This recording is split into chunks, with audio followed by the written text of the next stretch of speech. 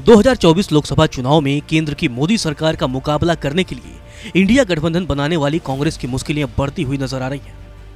लोकसभा चुनाव में अब चंद महीनों का वक्त है, लेकिन उससे पहले कांग्रेस के लिए सीट शेयरिंग का जो फॉर्मूला है वो मुसीबत बनते जा रहा है। विपक्षी दल 4 बार बैठक कर चुके हैं, लेकिन अभी भी सीट शेयरिंग को लेकर बात नहीं बन पा रही है। दिल्ली के अशोका होटल में पिछले दिनों दिग्गज नेताओं की बैठक हुई, लेकिन सीट शेयरिंग पर बात आकर फंस गई। सीट शेयरिंग का मसला कांग्रेस के लिए ज्यादा मुश्किल लग रहा है। 3 राज्य ऐसे हैं जहां एक में कांग्रेस गठबंधन में है तो वहीं बाकी 2 राज्यों में विपक्ष में है, लेकिन मोदी सरकार को हराने के लिए एक मंच पर आई है। अब इन तीनों राज्यों में कांग्रेस पार्टी की मुसीबत बढ़ती हुई नजर आ रही है। ये 3 राज्य हैं पंजाब, महाराष्ट्र और पश्चिम बंगाल। पंजाब में सत्ताधारी आम आदमी पार्टी ने ऐलान किया है कि वो अकेले ही चुनावी मैदान में जाएगी, जबकि पश्चिम बंगाल के मुख्यमंत्री ममता बनर्जी ने भी अकेले ही चुनाव लड़ने का इरादा जताया है। वहीं महाराष्ट्र में शिवसेना यूबीटी ने कांग्रेस की मुश्किलें बढ़ा दी हैं। दरअसल शिवसेना सांसद संजय राउत ने मांग की है कि शिवसेना यूबीटी 23 सीटों पर अकेले चुनावी मैदान में जाएगी, जिसके बाद से कांग्रेस की मुश्किलें और बढ़ गई हैं। भले ही राहुल गांधी तमाम कोशिशें कर लें कि विपक्षी गठबंधन एक हो जाए, लेकिन विपक्षी दलों के जो तमाम नेता हैं उनके बयान लगातार कांग्रेस को मुसीबत में डालते हुए नजर आ रहे हैं।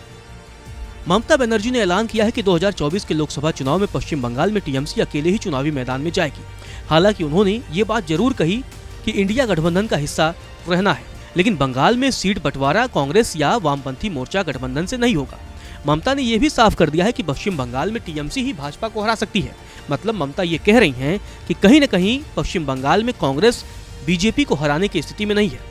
आपको बता दें कि 2019 के लोकसभा चुनाव में कांग्रेस अकेले चुनावी मैदान में पश्चिम बंगाल में उतरी थी और महज 2 सीटों पर ही सफलता हासिल कर पाई थी, जबकि टीएमसी ने 22 सीटें जीती थी। भारतीय जनता पार्टी को 18 सीटों पर जीत मिली थी।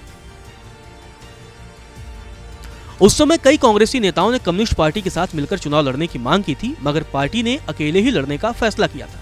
इस बार अब ममता अकेले लड़ने का ऐलान कर रही हैं, जिसके बाद से पश्चिम बंगाल की राजनीति में नया मोड़ आ गया है।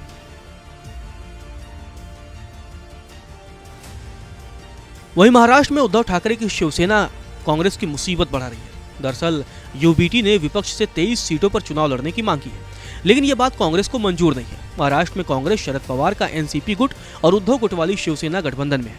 यूबीटी ने लोकसभा सीटों का एक बड़ा हिस्सा मांग लिया है। पार्टी ने 23 सीटों की मांग की है, लेकिन कांग्रेस ने इसे खारिज कर दिया है, जिसके बाद से महाराष्ट्र में अब कांग्रेस और यूबीटी शिवसेना के बीच सियासी जंग भी देखने को मिल सकती है। गौर करने वाली बात यह है कि 2019 के लोकसभा चुनाव में कांग्रेस और एनसीपी एक साथ मिलकर चुनावी मैदान में थे।